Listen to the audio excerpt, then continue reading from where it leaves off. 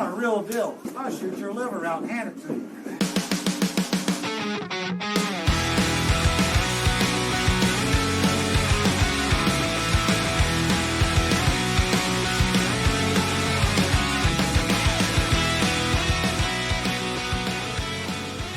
Demetrius is gone. We had to scour the ends of the earth and find Jay Garrison to join us for this week's podcast. Jay, what's up, man? Hey, how are you guys today? Thank you for having me. Yeah, and anybody who lives under a rock in the pool world and doesn't recognize your name, why don't you give a couple-second rundown of what you do and give a little pitch for them to get over there and help support you? Well, you know what, Nate? They don't know my name. They know what I run, but, you know, they probably just know me as Jay, but I am the guy behind Level 2 Billiards, which is the number one, I say it's the number one social media page in definitely in the United States, but could be in the world as well.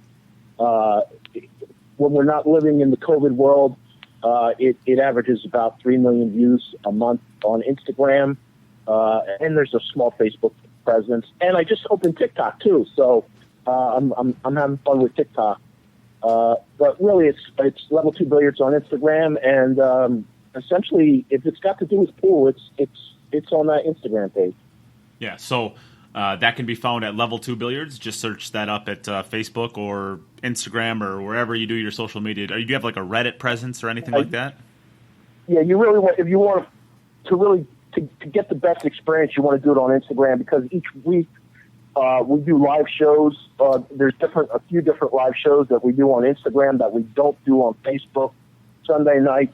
And that was going to be my next plug. Every other Sunday with Mike DeShane, there's a roundtable show, and then starting next week is a show with a fan, me with a fan and stuff like that. Plus, every week there's live interviews with the best pros in the world, plus industry executives. So if you name the pro player, chances are they have been interviewed by me as well as industry executives. So as a matter of fact, I have one tonight with Marco, and then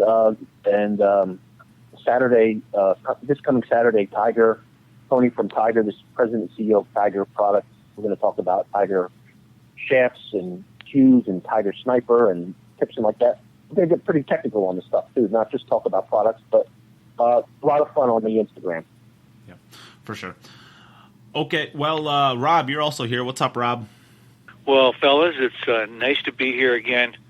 I'm sitting on my back porch looking out on a sunny backyard with a old beat up golfing flag on a kind of an elevated corner end of my yard. The sun shining on it. The flag is tattered and torn because it's been there for 10 years. But I keep asking my wife for a birthday present for a new flag for my flag in the green back there, but I don't get it. Alas, no good presents for you. This is way better. That sounds way better than fishing. What did you want to go fishing today for? That sounds boring. I am going to go fishing when we're done today. Oh, well, never mind then. We better get going so we can get you out fishing then, huh? Yeah, I think so. All right. But before we get jumping in, we need to get the stuff cleared up in the beginning. There's not a lot, and that should make sense since we just released an episode a couple days ago. But I will give a plug again for the Patreon. If anybody out there is interested in supporting the content that we are making here, you can always do that through the Patreon program. Also, if you own a business or know anybody who does and would like to sponsor with the podcast, please reach out to the podcast. Or if you just have any listener questions or anything for the end of the podcast, we have actually quite a few listener questions right now that we're sitting on. And once Demetrius gets back, we will start doing those again. But if you have something that you would like to ask us, Demetrius, myself, Rob, anybody here, please feel free to reach out to the podcast page on Facebook, queueduppodcast.com or queueduppodcast@gmail.com, and we will get your questions read on air and we will all discuss them. So please feel free to do that or any of the other things that I've talked about here. And other than that, we can get started up. You had a shout out last week that you were talking about, so why don't you go first and give that one today? This shout, whatever I said last week, never mind, doesn't matter. I probably forgot it. Sounds right. This is this shout out goes to a local. Actually, he is recently inducted to the Wisconsin Billiards Hall of Fame. His name is Craig Powers. He's from the Milwaukee area. A retired UPS driver, and he's a tremendous pocket pool player. But also in the last 10 years, he's getting up the charts in the three cushion billiard world. And there was a challenge match between him and the best player in the state of Minnesota, Freddie Lammers from the billiard club in Minneapolis. And they went down to the club in Madison, Wisconsin, the three cushion billiard club there, and had a match, a race to 30, the first one to win 2 sets. One set goes to 30. So, and the winner of that is Craig Powers. He won 2-1. The scores were roughly 30-15 one way and 30-15, 30-15 again the other way. So one guy got kind of beat up on one match, and the other guy got beat up twice. So the two best players in either state. So my shout out goes to Craig. Nice job, Craig. I know Craig. I've known him for many years and played against him. Mostly pocket pool, but there's some three cushion also. If anybody wanted to watch that match, is that available anywhere? That is available. Yeah, you can go to Madison Three Cushion Billiards, and there's a link on there for, I believe, a Facebook link that has a YouTube link that has it, I think. But yes, you can watch it. All three sets. All right. Well, Jay, would you like to go next? Want a shout out? Yeah, I would love the shout out. Hey, Rob, I listen to the podcast. I love when you do the shout outs because I love learning new things, by the way. Oh. And me being in New Jersey, I don't know anything about what's going on in Wisconsin. So I love hearing that you do that stuff. I want to shout out two people. I want to shout out first my favorite girl in the whole world, April Larson. She has been on a journey lately. You can follow her on her page, but she's doing so well. April, I love it. Love what you're doing. You're an inspiration. That's number one. Number two, I want to point out, if you're on Instagram, I want you to follow Croc Dunn. I want you to look at his page and take a look at his videos that he puts up. It's his Instagram page is CROCDUNN and then underscore. So it's @CrocDunn_.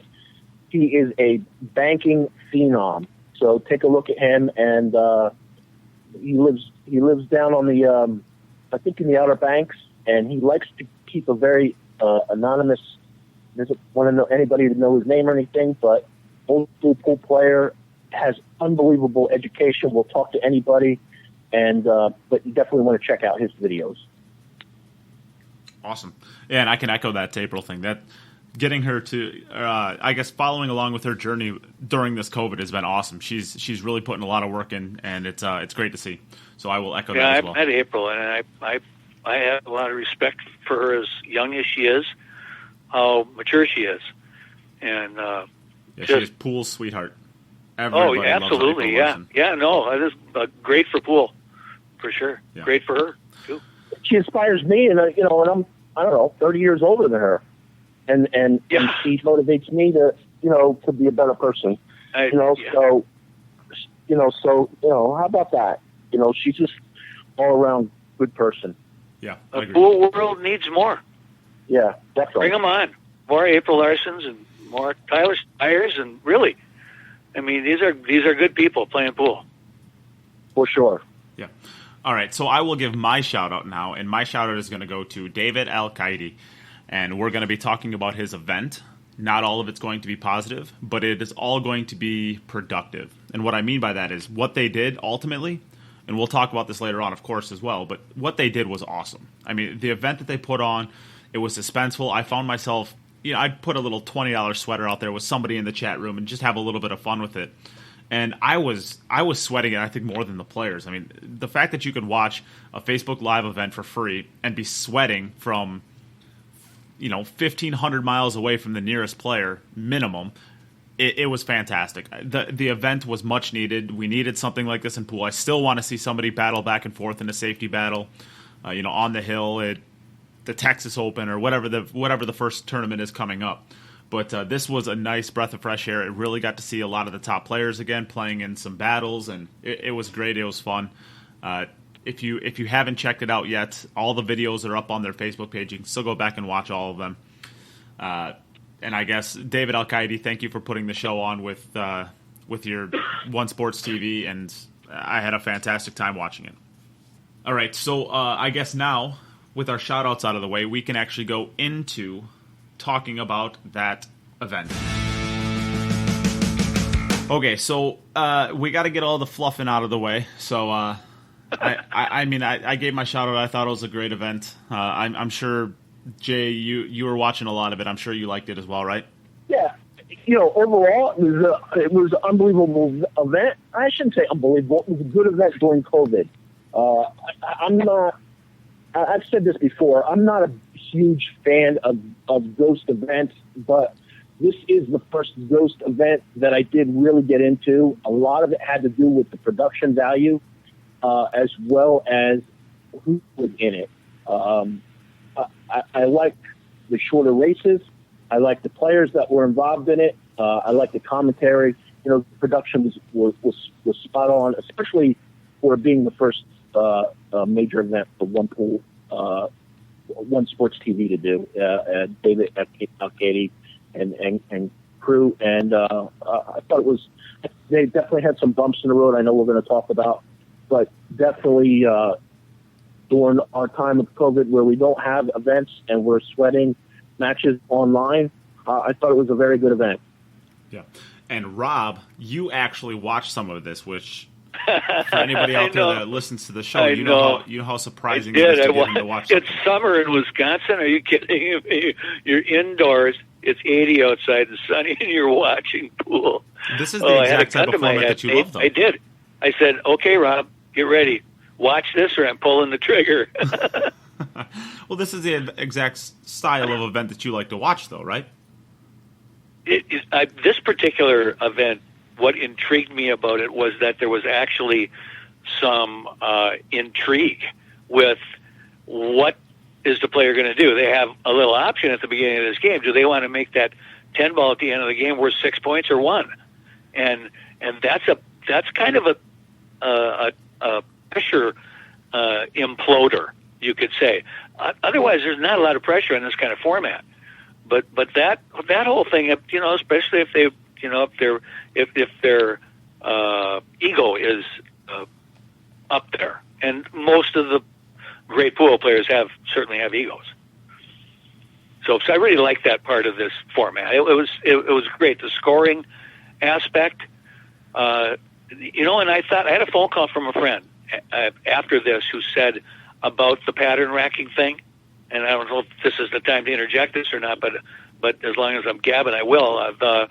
He said to me they should have it a specific pattern for 10 ball every time. Yeah, and we'll cut it off there because we're going to have this discussion in a couple of seconds. Okay, sure. So, this was as far as what a fun pool to watch. And it was great too watching these pros make mistakes with ball in hand. I mean, these are guys that don't make many mistakes at all. Now they get ball in hand, they make a mistake on a second ball, third ball, or whatever. Sure. I mean, that was for the every average day player out there pretty encouraging to watch that.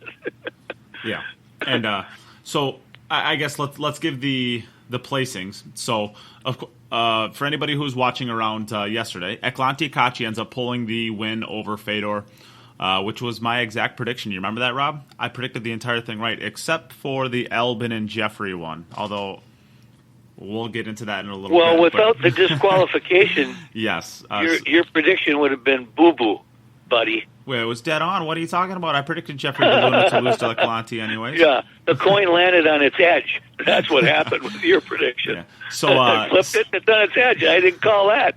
So Eklent Kaci wins over Fedor. Fourth place goes to Albin Ouschan and then Tyler Steyer. And then 5th through 8th goes to Damianos. I am not even going to try and pronounce the last one. Jeffery DeLuna. Thorsten Holman, and Nayuki Oi. So that's as far as we'll go back for this. Now, let's get into the fun drama of this, because as we just kind of led into it, I'm going to try to, and you guys can tell me how good I am at doing the exactly neutral part of this. I'm going to try and give what happened and only what happened, Really? and try to not let my bias come in. So Jeffery DeLuna is playing Albin Ouschan. Jeffery DeLuna is pattern racking. He is setting the balls in the same exact spot every single time, and about halfway through the set, I find this out later on, but Albin Ouschan actually said something to the commentators privately that he is pattern racking. Margaret Fefalova calls him on it and tells him, you have to change the balls. So he did. He basically took 2 balls, transitioned them out from the bottom of the rack, moved them up 1 position higher, and moved those 2 balls down to the bottom of the rack, and did that, I believe, for 2 racks in a row, and then he switched back to his original rack again. So still pattern racking by definition. And then he basically goes on a rotation of a few different balls, moving spots, but essentially the same idea with the pattern racking. Margaret eventually calls him out on it again and tells him that he has to do it again. So twice in the match, she tells him that he has to change his rack. He does. He complies every time, and then just changes it basically how it was asked to, and then ends up winning the match. Albin Ouschan decides that he doesn't like it and leaves the chat before, I guess, the match was really even done. The last rack, as Jeffery, or I guess I should say, Albin Ouschan breaks and scratches on the 4th tiebreaker / sudden death, whatever you want to call it, and then turns his camera off and leaves. About 4.5 hours later, an official announcement came out that Jeffery DeLuna would have to play the 3rd set of the match, the 3rd point of the match, I should say, or forfeit. He elects to forfeit the match because he does not think that he should have to replay the 3rd set or the 3rd point. Okay, so that is where we're going to start. So I shouldn't even say that's where we're going to start. That's the context for that. And you guys can let me know. Did I give a pretty decent? Is there anything else you want to add to that? No, you're spot on. Okay. Yeah, that was a good rundown, Nate. So then the next match was between Eklent Kaci and Damianos. And this was 0-2, but the score was not anywhere close to as blown out as it looks for that. And I'm going to give the rundown on this one as well, because we're going to be talking about both matches kind of together yet separately, because I think that they were consecutive matches, and you really can't untie the matches from each other with the decision that was made. So, I'll try to give as unbiased as description as I can.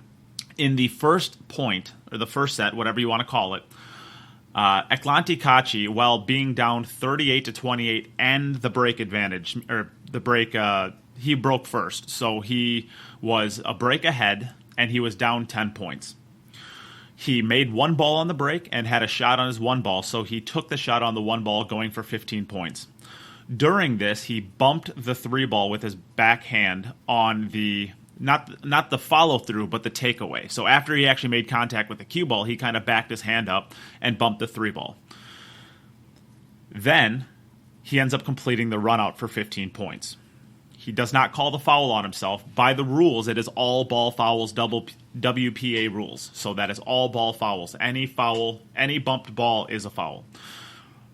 So then he finishes out the run for 15 points, which makes the score now 43-38, with Eklent having 1 more break. Then this is something that hasn't been talked about on Facebook, but it definitely happened, and you can see it on live video.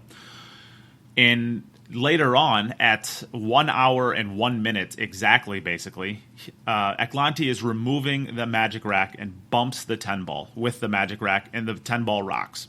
That is the biggest. That is such a nitty thing to have to point out, and it's really not even that big of a deal. I would never have called this or anything like that. I mean, it's just a tiny little mistake. It's kind of whatever, but it happened. It happened in the context of bumping the 3 ball already.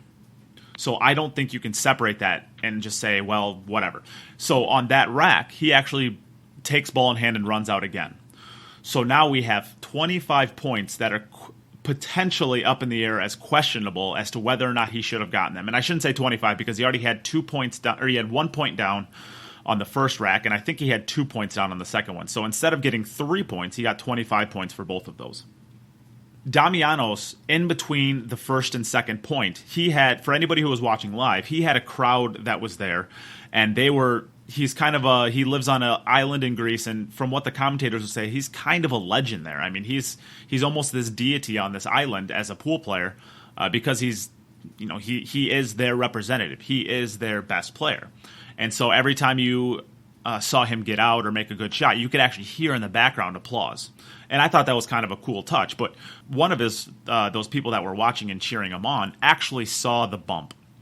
And if you were watching live again, you knew that there was a pause in between the first and second set. And part of that, I think, was because Eklent Kaci's camera was having a malfunction again. So, and then Damianos just took a little bit of a break. And we were under the impression it was going to be 2 to 3 minutes, maybe 5 at the most. And it ended up turning into being, was it about a 15-minute break, something like that? Do you remember how long it was, Jay?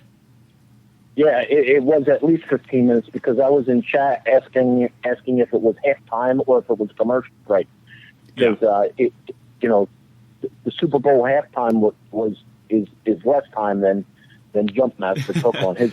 Well, and I actually was talking to Damianos about that later on, and Damianos was basically, so what was happening behind the scenes was Damianos was basically saying, what about this 3-ball, what's going on? And that was not just them not being at the table. He was actually discussing with the promoters. And the promoters at that point in time had actually admitted that the foul had happened. They had saw it, and they had acknowledged that it happened. I don't think that there was any discussion about the template bumping the 10-ball. And I don't even know if that one actually is a foul. I think it would be by all-ball fouls technically. But then again, well, regardless. They were made aware on the spot when it happened, from my understanding anyways. So that was what the discussion was happening there. They decided that they were going to continue it on from there, as is, no foul. Now, Damianos afterwards was not happy with this. He kind of called it out. He is a little bit of sour grapes. He did it as respectfully as he could have, but to me anyways, it just came off as sour grapes. The call was made at the time, and he knew that the call was made at the time. And that's just how it came off to me. Okay, so I think that's pretty much the context there. There was no go back and replay that first point in that set. So is there anything else you guys want to add, or did I get kind of the context of that one? You got it spot on.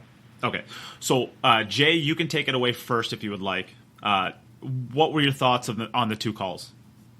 All right. Well, initially, when One Sport came out and disqualified Jeffery, I was very happy with that decision. However, my DM on my Instagram blew up instantly, and I was told that there was multiple matches in which pattern racking was happening, and I was given instances of it. Yeah. So I went back and looked at. Just to jump in real quickly, by my count, there were at least 6 players that had enough evidence in my mind to say that they were pattern racking. So I counted at least 6 players. Right. So once I saw that, and then I thought about what happened with Kaci, and then I got a DM. I mentioned this last night in my live show, and I'm really torn on this. And is it sour grapes? I don't like the way that I don't like the way that Jumpmaster did it live, but I don't know if it's sour grapes because they're competitive players and they're playing to win. And if you see something wrong, you gotta point it out. And Kaci moved the 3-ball. So it wasn't like it was slightly. You could see very easily that the 3-ball moved. There was no question that the 3-ball moved. Now, me personally, and I said this, is if it was me, I wouldn't have called it on myself. That's just who I am. I mean, every player is different. If I'm playing for money, I'm not calling it on myself. I want my opponent to call it. But once my opponent calls it, I'm going to say, yeah, I did it. You know what I mean? I'm going to man up for it. Here's what I don't like. I don't like that One Sports disqualified one player, but then made no ruling on another player. I don't like that. It's shady. Here's another angle that I'm going to give you, and I talked about this last night with Mike, and this bothers me. I don't know that this is just an idea, a thought. Somebody gave it to me. Albin is a Predator player. Kaci is a Predator player. It was a Predator event. In both cases, the ruling went towards the Predator player. And more context there. Yeah. Sorry, and more context there. Damianos, I'm not sure who he plays for, but Jeffery DeLuna is a Mez player. So more specifically, neither of the other two players were Predator players as well. Just I wanted to throw that in there as well. Yeah. So I don't know that it happened because of Predator players. You could easily say that it happened because they were top tier players. Well-known players. I mean, you could say it that way. Top 10 players. You could say it that way. The Stanley Cup players. You could say it that way. I mean, there's a lot of ways that you could say it. I just don't. I don't like that a ruling was made one way and there was no ruling the other way.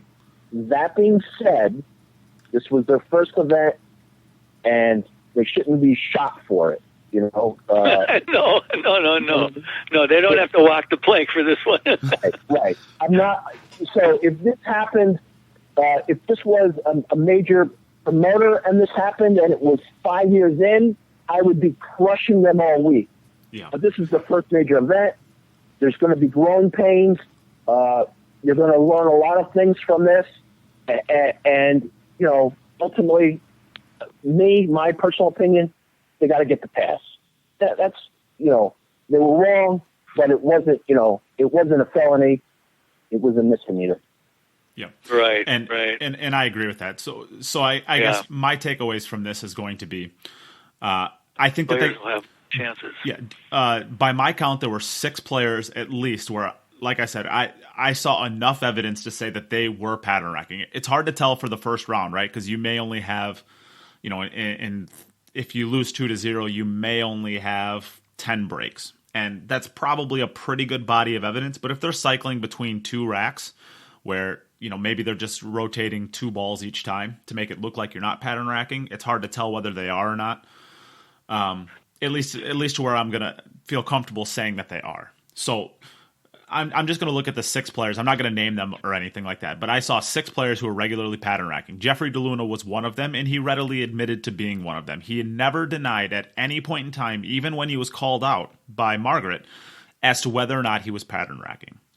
So that's where I'm going to start this. Jeffery did pattern rack. He readily admitted to pattern racking. He had been doing it for 3 matches at that point, up until that point. And even to the point where there was discussions by the commentators saying that Jeffery DeLuna actually has this breakdown so well where he's controlling the 1 ball up into the point where he's actually having to take a combination on the 1 or the 4 or the 1 and the 5 ball because it was ending up the same exact way every single time. The commentators from the beginning were acknowledging this, and they were kind of participating in and using it as a predictor of what's going to happen to come. So to say that this is the first time that you've seen this is just silly to me. It's just silly to me. With that being said, I'm not trying to sell out the commentators that called it out because he should have been called out on it sooner. If you're going to enforce the rules of no pattern racking, don't do it in the 3rd match when he's got it down so dominatingly to where Albin Ouschan could run a 15, a 10, a 15 and still lose in sudden death. I mean, don't call it when he's so dominating and so good at it that he is just kind of blowing out everybody else. So that is my first problem is you had a body of evidence saying that he's been doing this for 3 matches and you didn't do anything about it. And why didn't they do anything about it? Because they never had a referee, right? So you can't, and you and Mike had talked about this last night, and I thought you guys handled it perfectly well. You cannot expect the commentators to be a referee. You just can't do it. Their job is to commentate, not to call balls and strikes. So to have a ruling where you can't pattern rack, but have nobody enforcing any of the rules, you're setting yourself up for failure immediately. So what does that mean going forward? Well, it's an easy fix. All you have to do is just have somebody there who's watching. Have somebody who's refereeing. That's easy as it is. And have a set rules where if the referee missed something that's blatant, because the ball clearly moves in Eklente's game. It clearly rocks the 3-ball, but it's not exactly easy to see in real time. In fact, I was partaking in the comments like crazy, and I only saw one person that saw it. And they pointed it out, and I never went back and looked at it. I just, whatever. So it's not exactly easy to see. You got to have an infrastructure in place of what's going to happen if you miss a call that you go back and see later on. That solves that problem basically immediately. Now, as far as the Jeffery DeLuna thing, I heard you and Mike talk about this yesterday, and you kind of scoffed at the idea. But have a set pattern rack. Have a spot where every single ball goes into place. And you guys didn't like it because you kind of said, well, the player is going to figure it out. And my response to that is, yeah, so what? The best players are always going to be the people that work at the break, right? So the best players in the world right now are the players who the break is dominating. And that's because they work on it religiously. So if you want to take 16 to 35 hours and just work on breaking this pattern, this set pattern, you've put more work in than your opponents, and you deserve to do better. That's how I look at it. So if you have, 1, 8, 4, 3, 6, whatever it is across the board, and that's how you have to rack every single time, the people who are going to do well are the people who have that figured out, and the people who have that figured out are going to be the people that work at it. So I have no problem with somebody getting punished for not working hard at figuring something out. And isn't that just pattern racking then? Yeah. Yes, but everybody has the same exact setup. So yes, it is a pattern rack. It's a set pattern, but everybody has the opportunity to see it well in advance, and they have the ability to go back and actually figure it out, right? You have the ability that everybody else does to practice it, figure it out, learn it, and then excel at it. As opposed to this, where anybody can rack any way that they want, and how do you tell whether or not they're actually pattern racking or if it's random, and the balls just keep ending up in the same general areas as is? I would just say rack them any pattern you want. well, that's what happened here, and this is why we had the discussion with Jeffrey. So Jay, I wouldn't mind. I would love to hear your response to that, or what your thoughts are on it. More, maybe a little bit more in depth. I think coming up with the same whack every time, it's just another form of pattern racking, and they're just going to figure it out. I think there's no surefire way around this, but I think the best thing to do is to come up with rules that further explain what is expected of the rack, and then enforce it. In this event, there was 31 matches, and they were all over the world because of COVID. You can't have referees, but I think you have to have somebody who is not a commentator, who is an official, who calls people out on when rules are broken, or at least rules that they see that are broken. So I think it's just a better explanation of what is expected from racking, and players are held accountable, not just Jeffery DeLuna, but all players, because you're right, there were many other players that this happened to. So the thing is, and I've seen this. I've traveled to a lot of tournaments around the country, and I watch a lot of events online. And for whatever reason, players are afraid to call out other players. I don't know if it's they feel like snitches, or they feel like they're going to be called sour grapes or whatever. And I just don't understand it, because they're playing for money. They're playing for income, And if I see something wrong, I don't care what you say about me. I'm calling. If you do something wrong, I'm calling it out. So, and I don't know why players don't do that. If they're too friendly with each other, it could be a lot of different reasons. I don't know. Pool players are introverts by the most part anyway, and maybe that might be it. But you have to call it out. But in this case, you have to have someone who is a rules official who points out when there's a mistake. Yeah, I agree with that. And I guess just to clear up mine or my overall thoughts on this, I think, and I was talking to Jeffrey DeLuna afterwards as well, and he readily admitted to me that he was absolutely pattern racking. He wasn't trying to hide it. I just think, and this I guess is my broader point. If you're going to enforce it on Jeff and going to basically say you have to replay that point, I think you have to go back to Eklent Kaci. I guess let me start it here. I don't care that they did that. I don't care if they wouldn't have done it. I just want to see consistency. So if they're not going to do it with Jeffery DeLuna and Albin Ouschan, I'm perfectly okay with them not doing it with Eklent Kaci and Damianos. If they are going to do it with Albin Ouschan and Jeffery DeLuna, I want to see them also do it with Eklent Kaci. You said this last night. You don't really buy into conspiracies very much. I don't either. I think the decision that was made with Eklent and Damianos was made on the spot, and it was made in between the first and second point, or set, however you want to call it. That decision was made then and there on the spot, and they can't go back on it later on and say, well, I know this was our ruling earlier. This is our ruling now. Go back and play it.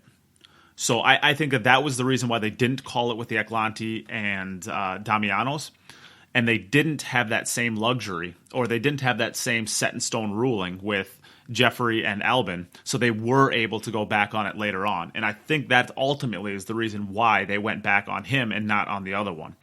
But if you're not going to let the fans know that actually happened, because I don't think that's public knowledge that there was actually a discussion that was had in between the first and second point of Eklent and Damianos' match. I don't think that that's public knowledge.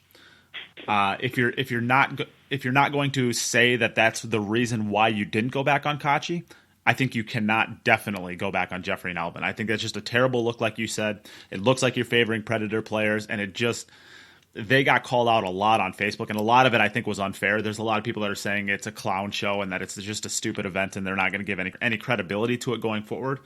And that's just, I think that's just way too far. It was a mistake that I think that they made, and I think they're going to learn from it going forward. And I just don't think it's, like you said, it's a misdemeanor, not a felony. It's not a throw the book at them kind of mistake. Yeah, mistakes. People like that, I don't even pay attention to. There's so much hate in the world, especially in pool. So much hate. Everybody's an expert, but nobody does anything. So if you don't like it, then I have a very harsh response. You don't like it, don't watch, because those of us who do understand the sport and support it 100%, we understand mistakes are going to be made. In the end, maybe they should have done nothing. Maybe they were better off doing nothing. But whatever. They did do something. It's easy for us to be Monday morning quarterbacks now. That's what we do in media, you and I, Nate, and Rob. But, they'll learn from this, and I guarantee you they won't make this mistake again. No, I know. Think about it. They won't make it again. I was in a position for about 10 years of being involved in running a large state tournament every year, and every single year there's 4 or 5 of us kind of would get together along with the tournament director and make decisions like this on the spot in every single tournament every single year that you could not go back on. You just and we, the 5 of us, would vote, to 3-2 which way we go on this. So sometimes these decisions, at the time they're important. You want to do the right thing, but there's going to be somebody involved in that decision that's going to be on the wrong side of your decision. Yeah, and this is why I actually wanted not you going to be happy about it. Yeah, this is actually why I wanted you to go last, Rob, because you actually do have a significant. You were the president of the Wisconsin BCA for several years, so that's why I wanted you to go last on this one, because you have the most real life experience of actually being on the other side of this. So, I guess I would like to have your thoughts on what happened now. Yeah, well, this is going to come up now. The next one's going to be better. The next time they do this, and this format's going to stick around even after the pandemic, and they're going to refine this type of format to even where maybe the tables could be the same, the pocket size could be the same, the balls could be the same, so that there's a lot more definitive surrounding requirements and along with rules. I mean, refine these rules a little bit more. Sometimes less rules is better than more.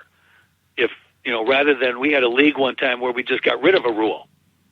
And after that, we didn't have a problem because there was so much argument about the rule. So, there's some things they can do to tweak. So it's too bad it happens because there is a downside. It's the person who lost. The person who maybe had a chance to win or could have got on and won now, and we'll never know that. But it'll get better. These kinds of things that happen in a tournament, you can't go back. If it was the end of the tournament, maybe you could do something about it. But after the decision is made, it's too late. And one thing I did want to say as well is I think that Margaret Fefalova, during the commentator, it's not her job to call this out. With that being said, I think she handled it exactly perfect. She gave a warning initially, and then made him change his rack twice. He obliged both times.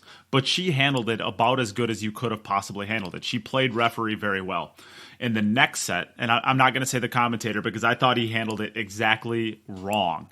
Terribly wrong. And I think there was another reason why this match was actually handed over to Eklent. Yeah. He actually... I'm going to back on that a little, Nate, and I'll tell you why when you're done. Yeah, for sure.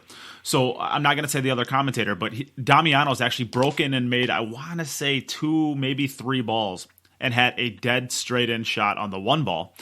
And the commentator afterwards told him, you pattern racked, re-rack and break again. And then Damianos, of course, broke dry. If you're going, so this one actually got me even more fired up than the Jeffery DeLuna one, because if you're going to call him for a pattern rack and you're not going to give him the opportunity to change it, you cannot go back and say redo it. You give him a 0 on the spot, or you don't call it to begin with. You called him for a violation. The violation does not say you get one more shot at it. If you violate the rules, you get a 0 for that rack. The fact that he gave him another opportunity is the silliest call I think I've ever heard when it comes to something like this. If you're going to make the call, stick to your guns and give him a 0. That's the correct ruling. It's not very popular, but it's not very popular to call him after the break anyway. So if you're going to do it right. That's how I feel on that one. And maybe you had, and Rob, you said you wanted to address that one, so go ahead. No, go ahead. Finish off. Well, that's it. That's all I got. I mean, I think it's absolutely silly that if you're gonna call a rules violation, to try to skirt the middle of the road to try to make it slightly more popular with not only Damianos but the fans. If you're going to call the rule, enforce the outcome. That's all I have to say about it. Give them a 0. Can I add something? Yeah, absolutely. Yeah. As much as I love Margaret, it's not the commentator's job to point out. Oh, that's my point. That's what I was going to talk about. Yeah. Go ahead, Jay. Go ahead. Finish. It's not her job to do that. That's number one. And if she is going to do it, then she's got to do it every time.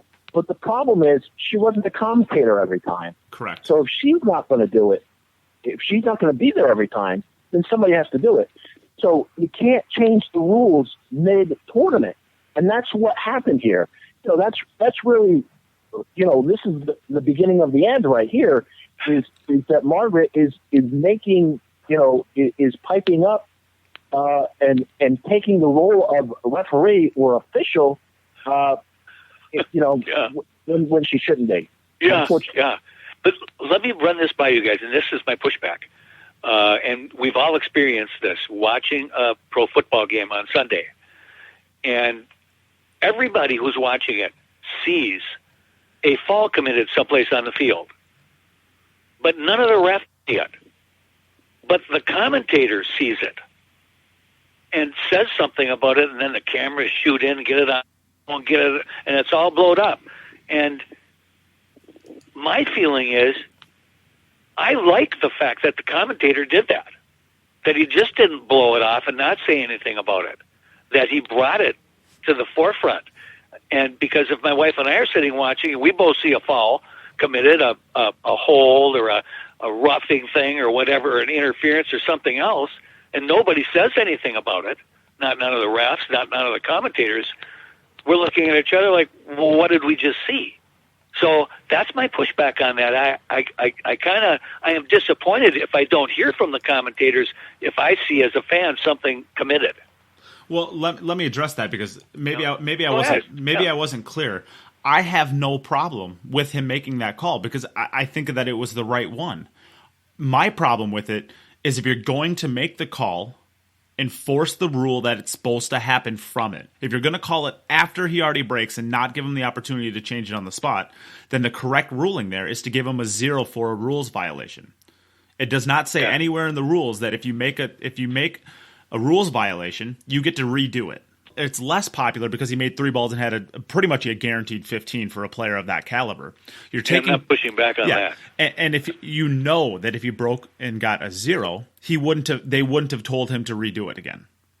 So that's where you take this gray area, this ambiguity outside of the rules. If you're going to call that rules violation, again, like Jay said, you're a commentator, not an official, but I think that basically, if you're still going to call it, you have to give a 0. You have got to give a 0 to the player at that point. You cannot give him the opportunity to re-break. It's probably not a popular opinion to take, and it's probably not a popular decision to enforce, but it's still, I think, very clearly the right decision. And maybe you guys want to argue with that, but I think if you're going to call a rules violation, you have got to enforce a 0 there, not a re-break. I agree with you. Yeah, I got to agree with that, Nate. Yeah, and it's not going to be popular. The chat room is going to light up, but I think they're going to light up for you calling it afterwards and not giving them an opportunity, not because the ruling is wrong. I think anybody who's fair-minded and is able to look at it soberly is going to agree that that is going to be the right call. Yeah, doing things over is, I don't know, it's kind of it's like a draw. Okay, nobody won. We're going to start over. I've never liked that. Sometimes it's a solution that appeases the competitors. That's about it. That's the only upside of it. Yeah. So I guess at this point, I think we've discussed them pretty well. Is there anything else either of you would like to say about it? No, I think you got it. Okay. So I think we could I liked it. Yeah, for sure. I think we had a good discussion on it. I think maybe what we can do now is kind of go back to the 50,000 view of this event, and I'll start it off. It's a lot easier maybe to even just tell you what I'm thinking as opposed to just trying to say it out loud.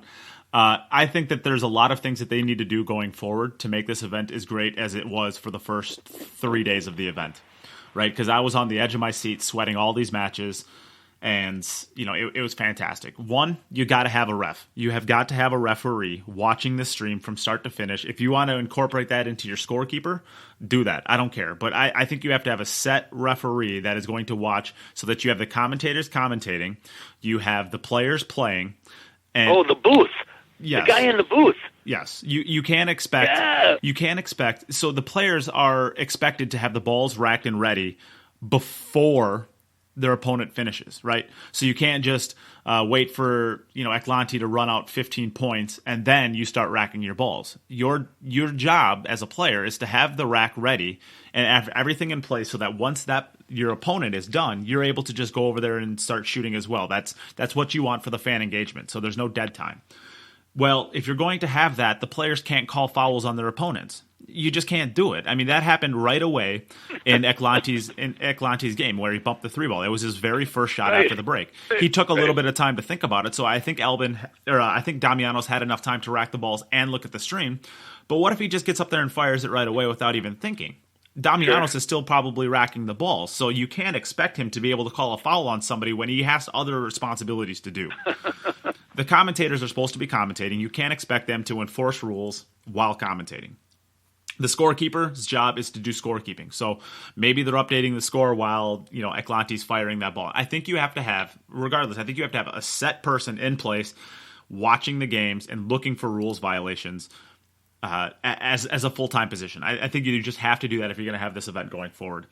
And you know what I thought was a really cool thing about the whole event was it's not rehearsed. So but there was no lag time between, one of the players will get done with their game and then the next player's break it. There they are. Exactly. Boom, boom, boom. Yeah, which is going really orchestrated well, that part of that. Which is going into you can't expect a player to call fouls on their opponent when they have other responsibilities in between racks. Yeah. So and then like I said, I think they have to have a set pattern for the breaking. And if the players figure it out and they're making 3 Good for balls, them. yeah, that's exactly how they figured it out. They've worked hard at it. Yeah, they put the time and effort in, and that's the reason why they're doing better than the other players, because they put the work and effort into it.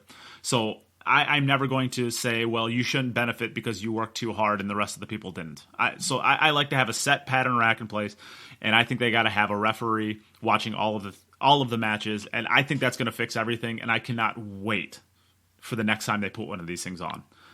Especially if it's still during COVID and we have nothing else. I mean, I just can't wait. So, I don't. Jay, you want to take it from there? I'm right there with you. I look forward to the next one. Players-wise, I mean, you couldn't ask for a better mix of players. Yeah, you had a perfect combination of top players plus players that are coming through the lines. I like that a lot of players got to be on that stage with those players, and we got to learn their names. Sorry, I'm not trying to cut you off, but I think that's cool. You even had some females in there. I'd like to see a few more females in there. I think they had 3. But I love the event overall. Again, a COVID event.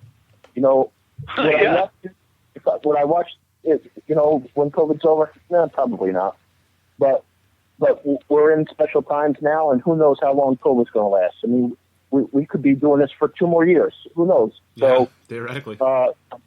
Kudos to One Sports TV for doing this, and the commentators for a first event. I think, putting aside the issues of the rules violations, put that aside for a moment. They did a great job. It was a lot of fun to watch. Would you think of a match on the same table between 2 players playing with the same point system, the same format, not from different cities or countries or whatever, but just sitting in the same pool on the same table? What's that? Yeah, I mean, you go to 60. You do the same thing. That'd be interesting. I don't think it'll ever take off, because I don't think it's better than watching the grind back and forth. But I think it'd be interesting. I don't know. I don't know. Well, and Jay, maybe you want to take this on as well before I give my idea on that. But let's let Jay finish out first, and then maybe we can talk about this later on, because I think that's an interesting thought. Well, I do like Rob's idea. It's one of those things that, on paper it probably looks good, but you have to do it and see what it looks like. What I do like one thing that I do about this, we brought this up last night.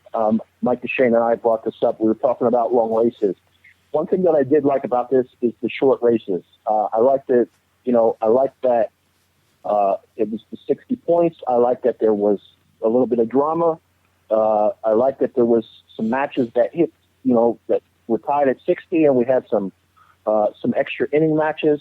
There was drama with this, and maybe just because we haven't had any drama lately, we missed the U.S. Open, and some big events. The Whirlpool Masters. Whirlpool and Super Billiards like Expo. Yeah, and we haven't had any drama to sweat. That that this was something fun for us to get into. I'm still watching cash matches every week, from Asia and Philippines, but not always the same. But I think it's a great event. I look forward to seeing it again. I hope they do it again soon. Hopefully they'll get more money. That was the one thing I thought was disappointing for the players. The what? I'm always the players' side. I thought the money was a little weak. The amount of Okay. Yeah, it was. There was. I didn't even know anything about the money. And I can actually give the breakdown of that because I have it.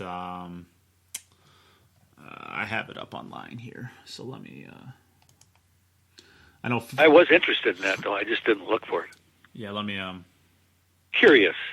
That different than interested? Yeah. So first. Yes, it is. So first prize for this was 1,500 euros.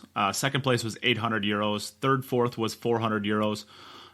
Fifth through eighth was 200 euros, and ninth through 16th was 100 euros.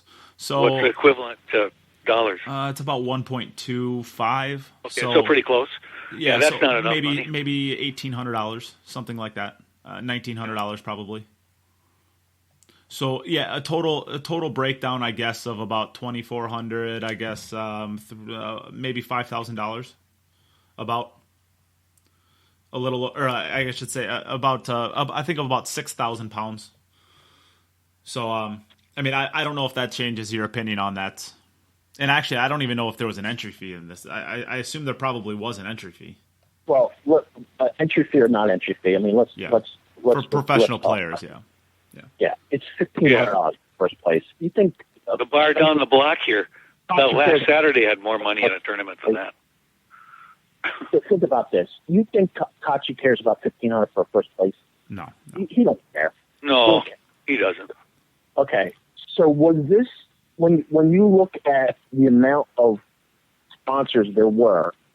I don't believe, and this is just my guess. I don't know anything, but I don't believe the commentators were paid. Right? I commentated a match and was not paid, but I also didn't ask to be paid. I just I volunteered. So I did Ralph Souquet's and Thorsten Holman's match, and I was not paid. But like I said, I didn't ask to be paid. So maybe Margaret. I could reach out and ask Margaret, but no, actually, I did talk to Margaret about this. She said she was volunteering her time for it. So okay.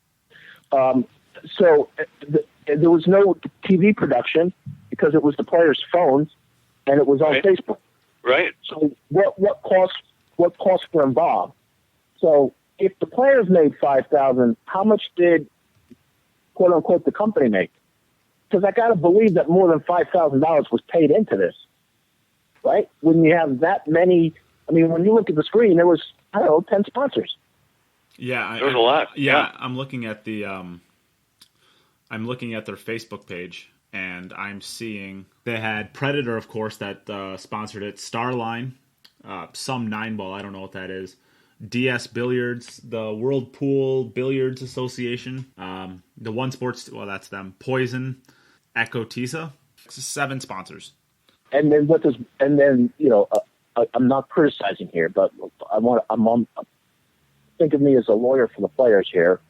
One Sports builds up.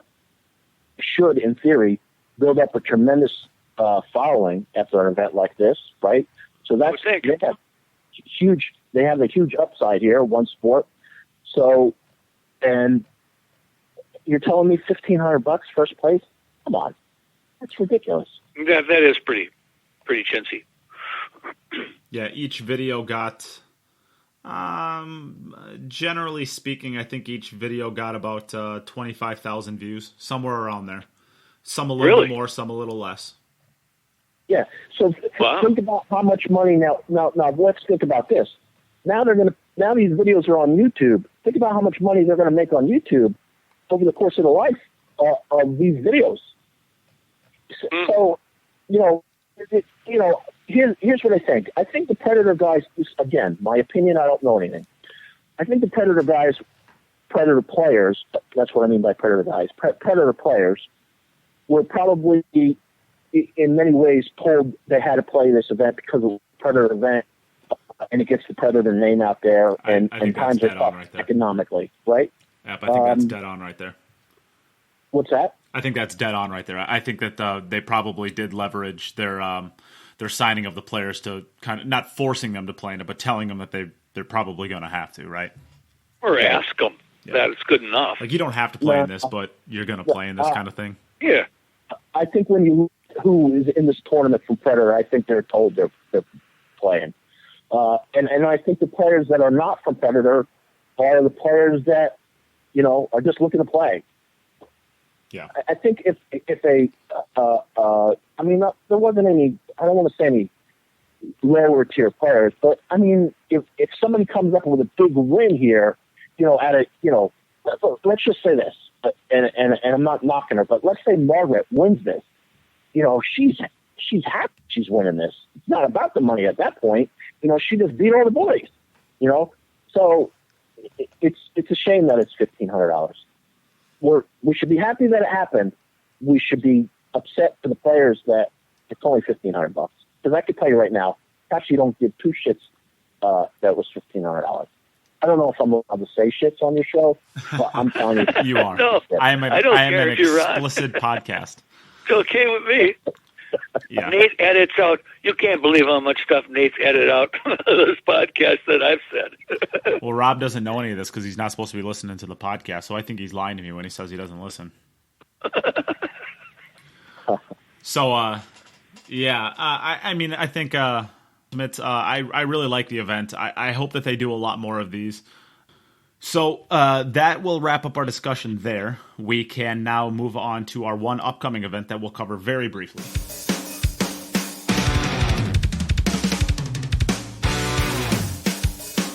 All right, and it has now been announced that there are two events coming up. It is going to be a one-pocket matchup between Roberto Gomez and Chip Compton. We discussed this a little bit last week, but we didn't get Jay's perspective because he wasn't here. So, Jay, if you wouldn't mind, or if you want to, I guess, give your perspective on that match. I like both players very much. I know them both pretty well. Roberto, I know very well. It's a good matchup. If I had to pick a player between the two, they both play strong.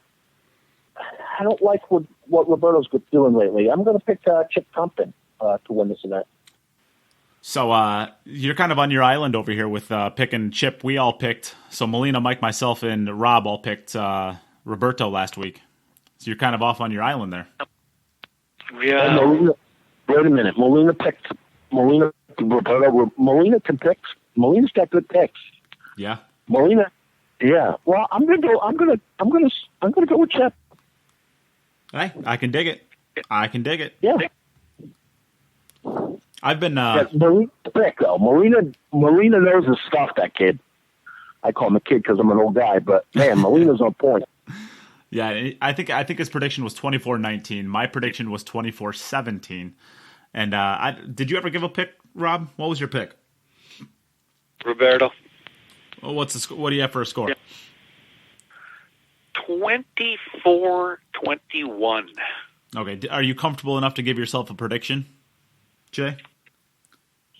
I don't like to pick scores. I just like to pick winners. So next week I'm going to look like a hero. Yeah. Well, I hope not, because I plan on putting a little bit of money down on this one. So I hope you don't. All right. Well, yeah. Well, all right. We'll leave that there. We discussed that one a little bit last week, so we just wanted to get your opinion in on that, Jay, and we can move on to the end of the podcast now.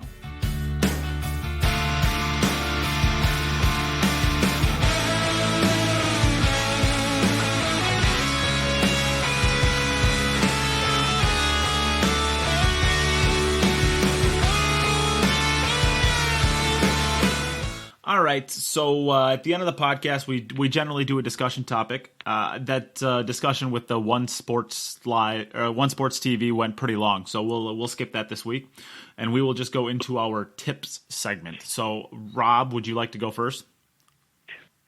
I'm going to give the 8-ball players out there a chance to work their minds a little bit, and one of the things I see a lot with say I'm going to throw a number out there between, let's say, 560 and 610. That, if you're familiar with Fargo rates, those that kind of player is a good strong A player. Somebody on the road probably maybe is going to work his way up to a higher number at some point in time. This is something I see a lot of. When you break a rack of 8-ball, there's either trouble or there's not trouble. If there isn't any trouble, and that does happen in a rack occasionally, there isn't balls tied up. They basically all go. And you sit there, and there's a million ways to get out. And what happens is the players in that range, they'll quickly pick away, right or wrong, and then they'll go. They'll press the button and go. And I'll ask these players occasionally if I'm around, if I'm watching them, why did you just do that? Because you had a lot more options than that. And believe me, you're not going to get out shooting that ball first that you just shot. I'll tell you right now. And their answer to that was the first thing they thought of. So my tip here today is, if you're not on a shot clock, don't worry about time. Think in your mind. Think this pretty simple one thought. All the balls go. You don't have trouble. You don't have to do anything except make the balls. The order maybe isn't all that. There's a lot of different orders. You can still get out. Think about short and simple. Think about what balls can I shoot where I don't have to knock the cue ball around the table. That in itself, thinking that one thought, easy, simple, restrict. You put that all in one soup, and you're going to be able to look at that table from a distance, stand back, and really identify a ball early that's going to get you on a pattern where you're not going to make that mistake and start into a pattern where it's going to be downhill the whole way in that pattern. And Nate, you know this for a fact. You can see that too. So try that. Don't just make a decision right away. Do a little bit of analysis with controlling the cue ball will get you out of this rack. What's the shortest amount of distance I can make this cue ball travel and accomplish that? What do you think, buddy? I think you nailed it. I like to, when I'm working with students who struggle with patterns, what I like to do is I like to say that you cannot use the first pattern. First off, I want you to tell me what your pattern is, and then I want you to come up with your third one, and the third one I always have them use. So their first pattern, I want to hear it. Their second pattern, I want to hear it. But their third pattern is one that I'm going to have them execute. And generally speaking, the second one is the best. The third one is good enough generally to get out. But the first one often, like you said, often the first one that you find is not the best. It's sometimes it's not even runnable. So, no, it depends. And it depends entirely on the whoever's shooting it, of course, as well.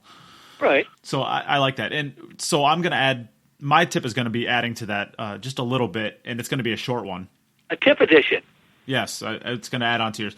When you're picking your patterns, generally speaking, you have, on average, probably 7 balls that you're choosing from, meaning that one of your balls is probably made on the break, or it's just not there. So maybe it's 8, maybe it's 7, maybe it's 6.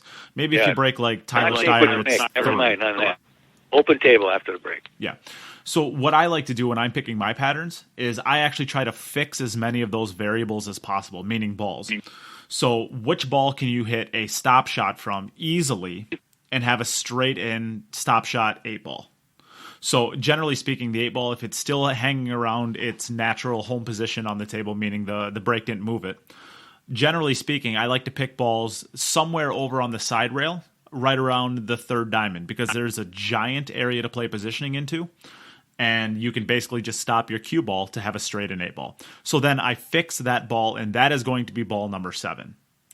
Then I try to pick a ball on the table somewhere that you can stop and have a dead-in perfect shot on that ball to stop and have a dead-in straight 8 ball. And I try to fix my variables on my rack so that you're only working with, and that's kind of as far as I go for those, is I like to fix 2 balls attached to the 8 ball, and then I fix the ball that I'm shooting at first. So then you only have 4 balls that you're really looking at and saying, how can I navigate these 4 balls as opposed to 7 stripes or solids and then the 8 ball. And that really helps to look at these racks a little bit more easily, to where you're only playing position really on from one ball to four other balls, and then you try to pick your best pattern between those four balls as opposed to all seven of them. So that would be my advice, is try to fix two balls at the end of your run out and your first ball, and then play positioning on the four balls in between there. Hopefully that makes sense. Love it. Nice tip. Or tip addition. Yeah. Right.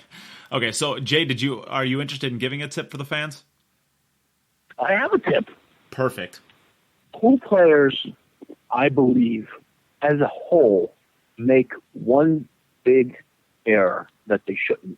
And I'm going to give you guys a pool tip that will change your game. And it doesn't matter if you're new at the game or you're a professional pool player. My pool tip is going to change how you play. Are you excited? Yes. You should. Yeah. Take 2 weeks off and quit? No. Come on, I'm going to pee my pants. I have found that pool players as a whole make the horrible mistake of never getting a lesson. Spend money on a lesson before you go out and spend $500 or $1,000 on a cue. I've seen so many pool players think that they can buy their game through their product. If you think about sports as a whole, every other sport has a coach or a trainer. You take classes to learn how to drive a car. You take classes to learn how to use a computer. You take classes to learn how to use a fancy camera. So many pool players think I can just play over and over and over again and I'll get better. And it's a big mistake. Spend $50, spend $100, spend $300. You don't have to do it all at once. You could do it over several months. You could do it over several years and become a better pool player. Here's a short story I will tell you. I was a horrible golfer. I was at 18 handicap, and I got an opportunity to get a instructor, one of the best instructors where I live in my state, and I went to him religiously for 2 years, and I went from an 18 to essentially a -1.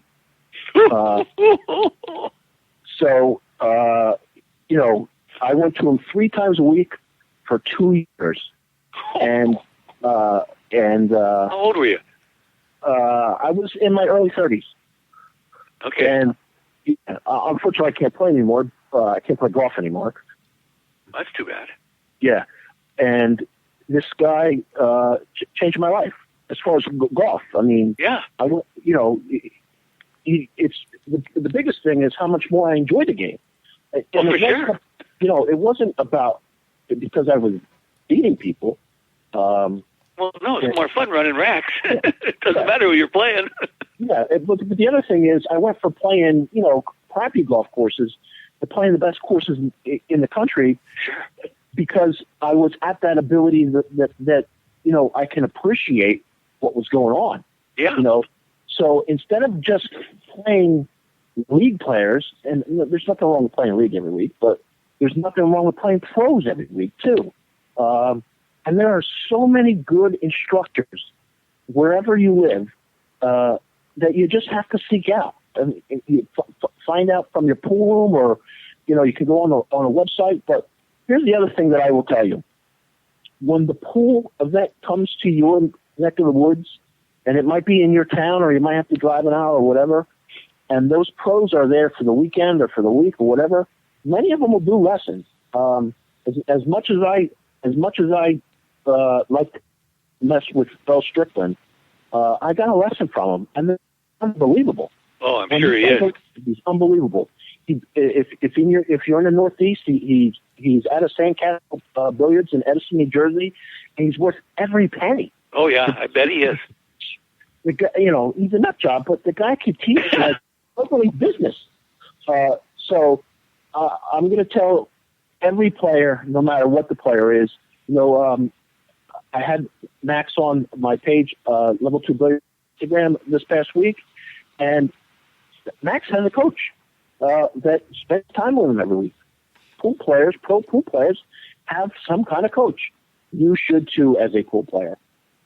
That's my tip this week. And nice one. I like that tip. Yeah, and I'll jump in and so no pool players don't like spending money, historically speaking. And this is going to be one of those situations where I do want to jump in and say that not just because the player is the best player you've ever seen or the best player in your area does not mean that they're a good teacher.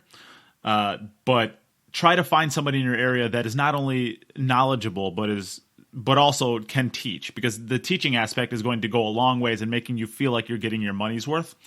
And this actually is. I actually don't know that we've ever had this tip before, but this is a really good one. But if you're tight about it and you don't want to do it, or you're hesitant on doing it, just make sure you get somebody good. Yeah. And Nate, to your point, I asked one of the best bankers in the world to tell me the secret. And he said, I can't even explain to you how to bank. I said, what do you? I said, you're known for banking. You're known. That's like your strongest thing. He goes, but I can't explain it. I don't know how to teach it. I know how to do it, but I don't know how to teach it. Yeah. So just because somebody's good at it doesn't make them a good teacher. So you want to find somebody who's a good teacher. And just because, here's the other thing. People think that they have to be good pool players. No, they have to be good teachers. They need to know the fundamentals and the things like that. Yeah. So, yeah. And you'll save money in the long run because you'll lose a lot less. Correct. Yeah, there you go. Yeah, I mean, just there's that aspect. Yeah, and so this is, and I don't know if you even know that I do this, Jay, but I actually do a free clinic every Monday, and today's Monday, so I will be doing a free clinic tonight. Where I did that, and I put it on my calendar. Next time I'm in your town, I want to get a free lesson. You get whatever you want whenever you want, Jay. You are important enough that you can have one whenever you get to Madison or in the area. Wow. Yeah. I'll help you out wherever I can, man. So yeah. Basically, yeah, I echo everything that you said, Jay. I think there's a lot of people who are willing to make a $400 investment into a break cue, or even more in some cases, and a $2,000 investment into a pool cue and can't run 6 balls. It's definitely a better investment to use a house cue off the wall and stroke pure because you got a lesson than buying a $2,000 cue and stroking janky because you don't know how to swing a cue. So I think that is actually a phenomenal. That is definitely a very good. And if you could find somebody who'll do it for free, like me, on a Monday, cool. Show up, take advantage of it. But yeah, a lesson is definitely going to help you with your game for sure. Yeah, but Jay, I got to tell you the other side of the coin. About golf. When I was young, I wasn't too bad of a golfer, maybe in league like a 3. And the local pro there I took a lesson from, I was a 7 for 4 years after that. But it was only one lesson. It wasn't 3 a week for 2 years. It's the same exact thing. I've seen it many times. It's just the first thing they say is, well, that feels really bad. Yeah, and feels real uncomfortable. Yeah, let me jump in right here, because this is actually something that's been happening with the lessons that I do. Is people say, I'll show them what they need to do, and then I'll ask them after about 5 minutes of them working on it, say, how does it feel? And they always respond with the same exact thing. It's weird. Yeah. And I respond with perfect. That's the way it's supposed to feel because it's right and it's different. Yeah, and right. That's the way it's supposed to feel. Let's keep swinging with it to where it's not weird anymore. So I think, right. Yeah, I think that's a good feeling. If you think something's weird and somebody with the correct knowledge tells you that what you're doing is right and it feels weird, that's a good thing. That means you're making progress. You know what's really fun? I think about teaching is when you find a player who immediately picks up on what you just said. Yeah, they don't fumble with it. They grab it and go with it. But there's nothing wrong with struggling through things either. So no, not at all. I'm not saying that. But when that time comes, or I said something here about 3 months ago, I saw him a week later, and he was doing exactly what I said. The next time I saw him, and he was better. And he had this kind of look on his face, kind of a confident smile when he looked at me, like almost, oh, what do you think about the pause, okay? And I like it, I said. Yeah. So that's so cool about it. Well, just telling anybody anything. I'm sure your coach, Jay, he loved you. Your coach. Jay's gone, by the way. He's gone? His phone died. Oh. Here we are, end of another podcast. Jay is not here, but Jay listens to the podcast. I believe he listens to just about every episode, if not every episode. So he'll get to this anyways. And it was an absolute pleasure having Jay join us. I know that in the past I've wanted to get him on for a podcast, and our schedules just don't match up. He's a pretty busy guy. So the fact that he took the time out of this, I really, really appreciate this, Jay. And we'll have you on again. I do, too. That was extremely educational. Yeah, I think Jay is... So Jay gave me probably the ultimate compliment where I was chatting to him about one of the interviews he did, and I was giving him a little bit of praise, and he's like, that actually means something coming from, and I think what he said was like the master of the interview, and he was referring to, so that was actually like really, really humbling. But I guess what I was gonna say is I expected him to be good on a show like this with us. But I didn't realize he was going to be this good. I mean, he was really insightful. He was really smart. He had great ideas, original ideas, and I think it was great to have him. So I wouldn't mind having him back a little bit more if he's a little bit more willing to do this. I wouldn't mind having him back a couple more times. It was fun to have him onto the show today. Yeah, very much so. Yeah. Enjoyed it. Yeah, and Rob, of course, it's always a pleasure having you as well, buddy.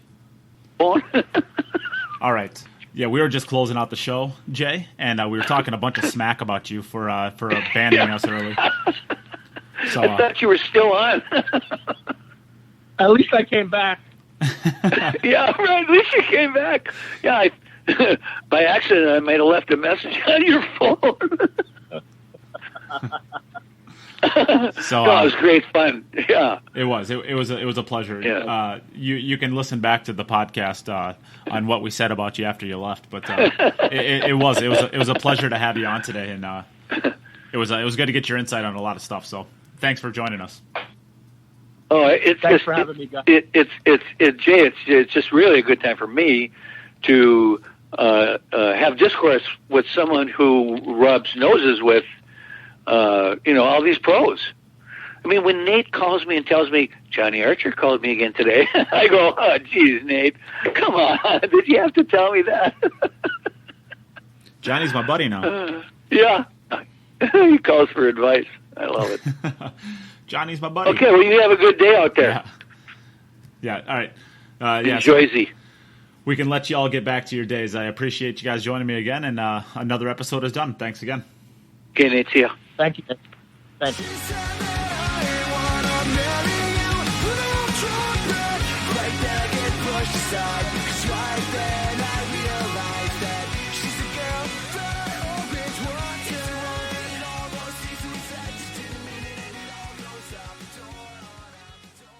Hey everyone, thanks again for listening.